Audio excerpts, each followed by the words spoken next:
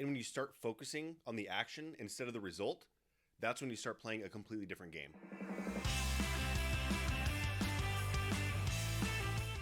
Hey there, welcome back to My Epic Journey. This is Brandon DeVere. Thank you as always for tuning in and sharing your time with me. I do appreciate that. Here we are on the journey from 600 to 0 to 600 plus as we continue to grow and everything that happens in between. Today I wanted to focus on, I know that you probably have heard this before if you've done any type of coaching. I know that John Cheplack talks about it all the time and talks about focusing, instead of focusing on the result, like, and he'll use it in the real estate space on like, quit focusing on the sale. Like if you are focusing that every call ends up in a sale or anything like that, or just everything that you do should have a result, then you're going to be very disappointed. And when you just put your head down and you focus on your task at hand and you continue to do those, then you will eventually start seeing the results will just kind of take care of themselves. And the reason I want to bring that up today is that this is episode 50, right?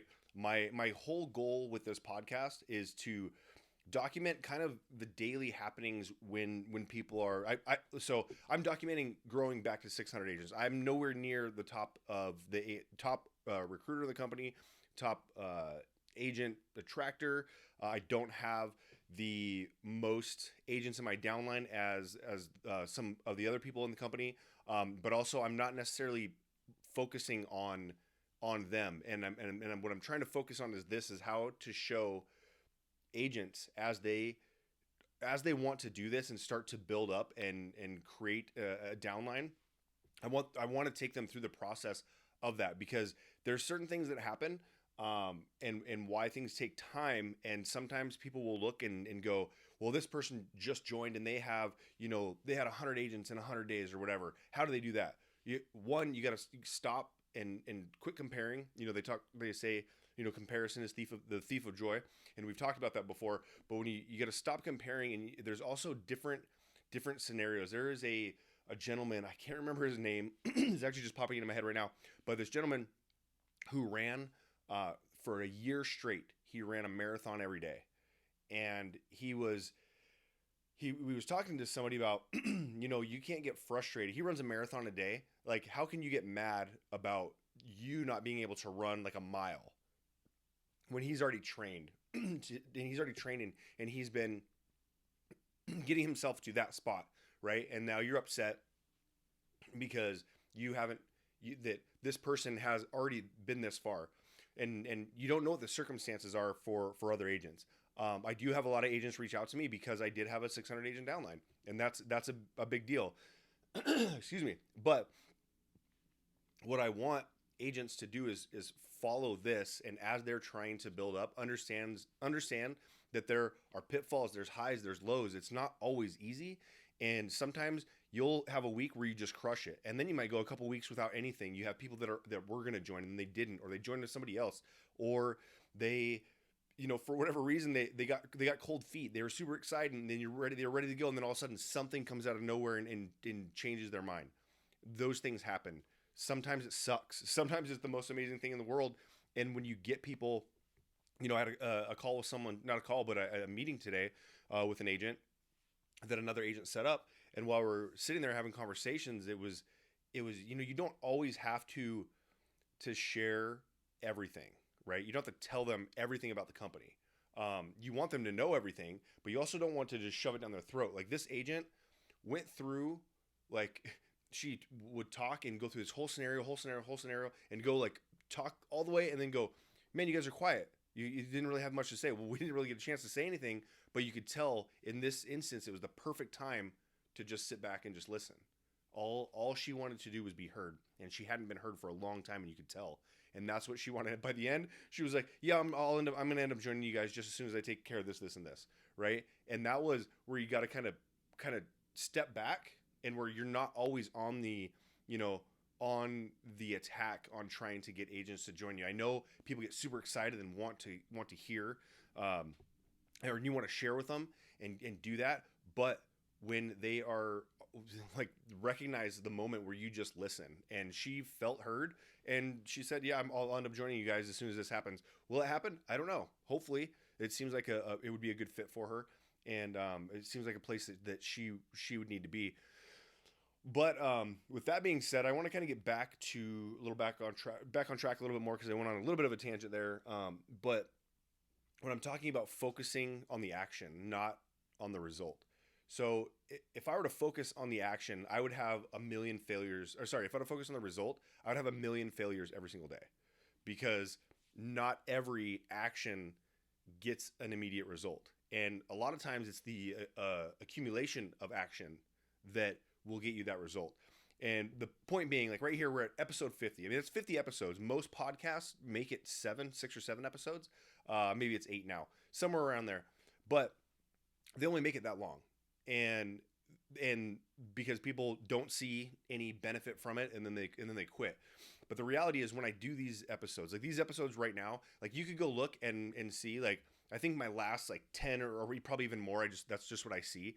Not getting much more. There's some with 4 views. There's some with 30 views. Then I have a couple episodes that are over 1,200 views. Like, but then you get, some of this stretch of episodes that are 10, 15 views. Like, when you look at those, if you're measuring yourself on that, if I was measuring myself just on those views right alone, that'd be a massive failure. But the reality is that right now I'm creating a place where people can come get to learn to know me, right? People do business with those that they know, like, and trust. Now, these videos there's no expiration on them, as of right now that I know of, right? So in 5 years, when somebody decides to go look up Epique Realty and they stumble upon me and they saw this building and they see where I'm at in 5 years, and they're going to be able to identify with wanting to be one of those people, those views are just going to stack up over time, right? And it's going to get me, I'm not looking for publicity or anything like that, but I'm looking for people that are wanting. I do this type of agent attraction instead of cold calling. I'm not a big fan of cold calling. I mean, I'll send some messages out to some people, but I'm not behind, calling agents and asking them if they want to look at something new. That's not something that I do, but I do have a lot of agents that do that. And what they can do is leverage these videos and say, hey, my business partner, come take a look at that. Here's a show right here. Can I get you on a meeting with them? So the point being is that not just these videos, but in addition to, we did a agent attraction call today. We tried a new place, and our agent attraction calls don't get a ton of people. I'm not even going to say call. Sorry, it was an Epique overview, an overview of the company that we do in person here in Las Vegas. We typically do them on Tuesdays, and we'll bounce around from where we do them. So we try to make it where we get more people. Well, today, not one person outside of Epique joined, and there were actually, sorry, shouldn't say that. The event location and sponsor, that person showed up and sat through the presentation to see what Epique was all about. But we had 4 Epique agents that were there, and I still did the presentation as normal. Why? I wasn't focusing on the result. A couple things happen here when you do this. You still do the presentation when there's only 4 people. You still do the presentation when there's nobody there. When there's one person, whatever. The reason being is that you get an at bat. You get a chance to present it again, and you get, the other thing is that you have other agents that are in there that get to hear your presentation and how you do it. So if they want to go on and do it, then they can use the stories that you share within the presentation, and they can present the same way. But also, every time I teach it, even our own agents go, oh, wow, I learned something today. Same thing happened again today. And so that gives us the ability to, even though we didn't have more agents from outside, give me that at bat. I want a chance to practice. Am I the best presenter ever? No. But what I want to do is get better each time that I do present, to get people excited, to get people to understand the difference, that we're not just another brokerage. And so each time that I get to do that, we don't just start playing baseball one day. I use it bats. I'll use sports analogies all the time, but you don't just step up and start playing baseball and hit home runs, right? Baseball is a perfect analogy because you get out way more than, I mean, if you fail at hitting in baseball, if you fail 70% of the time and you're only successful 30% of the time, you're a Hall of Fame baseball player. If you can do that over a number of years or a number of seasons, and you can consistently fail 70% of the time, you're a Hall of Famer. And so that is what I mean by getting at bats. Every time I do a presentation, I get the opportunity. If I'm focusing just on the presentation, regardless of who's there, I get another at bat, another chance to get better and become a better presenter and have people that want to come hear me talk about it. And I do have agents that ask me if I can do the event for them, because that's kind of what I enjoy doing. And so it doesn't matter if there's one person or if there's 1,000 people there, I'm still going to present, because I want the ability. I want to focus on that. Just like this episode 50, I'm going to focus. I've committed that I'm going to do 100 of them. I'll do 100, see where we're at, and see where I need to change things. I'm going to start switching up a little bit and having a couple guests on here and there. But for the first 50, just me. And then I'm going to do at least another 50 and see where should I tweak it anywhere? Should I do anything else? But I can't really get enough feedback to say, hey, is this working or not? Should I continue to do this? Because the reality of this right here is going to be felt or seen, and the real results aren't going to happen right now. Even so, after 50 episodes, the results haven't happened. After 100 episodes, they're not going to happen.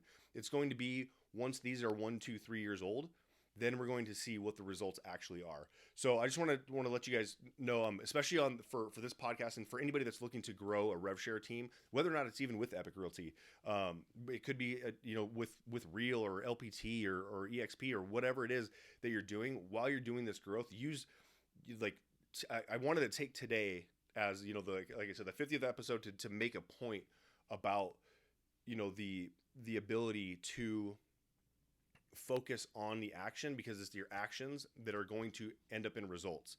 And don't beat yourself up. Don't beat yourself up if you're going slower than you want to be. I'm going slower than I want to grow. But also there's certain things that I do a certain way that don't necessarily act immediately, right? So if you're going through that and it's kind of a struggle and you're not getting it, maybe you haven't been able to, maybe you've been going for a year and you haven't even been able to recruit one agent yet, or you recruited somebody and they left. If you're focused on agent attraction and you focus on the daily action, and in addition to you have the other agent's best interest in mind, you will eventually end up winning. You absolutely will. People will end up joining you and they were going to be glad that they did. And you don't need to be a massive influencer to have influence on people, if that makes any sense, right? You don't have to have 100,000 followers. You don't have to be, have 1 million downloads or views. If you can help somebody, it doesn't need to be at that mass scale. It can be a handful of people that you have the ability to change their lives, and they'll be forever grateful for it. So with that being said, stay focused on the actions and the results will follow. All right. See you guys in the next one. Have a great one.